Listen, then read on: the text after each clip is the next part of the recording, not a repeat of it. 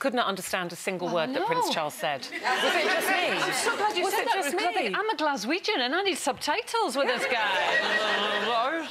It was just nice. that side of his mouth. Could you, seriously, could you understand what he was saying? I didn't see it, but is that because he's so posh or something that he mumbles? No, he does mumble and he talks under his breath, doesn't he, like that? Yeah. But I just thought it was great. I love Ant and Dec. He came across very well, I thought. He really did. Was there anything that surprised you? I have to say, nothing surprised me. I think the Prince's Trust is a fantastic charity, isn't it? Yeah. And I think it came across very strongly how much he cares about that charity, you know, how much it took to set it up. And how he relates to people, because, I mean, he is obviously, he's royal and he has got these plums in his mouth, he's got an orchard in his mouth, etc. But people relate to him. And, you know, it didn't matter who they were, where they came from, what their story was, there seemed to be an easiness with them. And that's not an easy thing to do. He's very skilled at not saying anything. But the impression you get of the man is of a warm man, so I warm think. with them, yes. You know. Would you like to see him as king?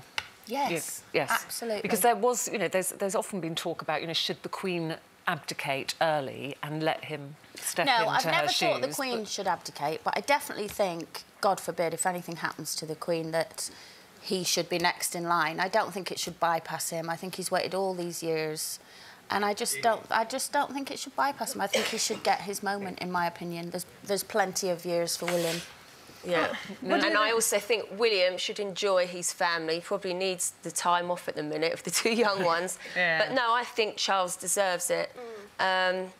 Yeah, and William should. His time will come. Yeah. I just think it goes with the job, doesn't it? I mean, that's how the royal family, how the monarchy works. I have to say, I'm in two minds about it. I mean, there's a bit of me agrees with everything that you say, and the royal family follow protocol, and they've got this great sense of duty, which I thought was wonderful that came out, a genuine duty. So I don't think that that she will abdicate or that he will pass over for William. But if you see the royal family as a business, and many people do talk about that now, about the value in terms of bringing in tourists and sort of presenting a face of Britain to the world that lots of the world love, the young family, William and Kate and the two kiddies, are probably, if you were a PR man, you would say, get rid of Charles and get in the lovely family. The new young ones in a commercial world. Yes, ladies agreeing with you there. Yeah, she's a PR man, isn't she? Well, I've got a couple of emails in. One from Julie. She says, no, Charles has a strong sense of duty, just like his mother, and would feel as if he had betrayed the country by stepping aside for William.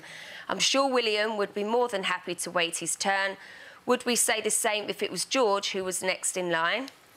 We also have Carol. Yes, Charles should give it up to William. He could then guide, help and advise William with all his knowledge. Well, actually, 2/3 of people on our Facebook page said that Charles should be king. He shouldn't step aside. I think that's right. I think it should go in the intended order, and he's waited a very long time for it. It's not about him, is it? It's not about him. It's what's best for the... No, it's not about what's best for Great Britain, is it not? Yeah, but I think he is good. I think he'd be very good. Oh, anyway, come on, move on now. We could be here all day with that one.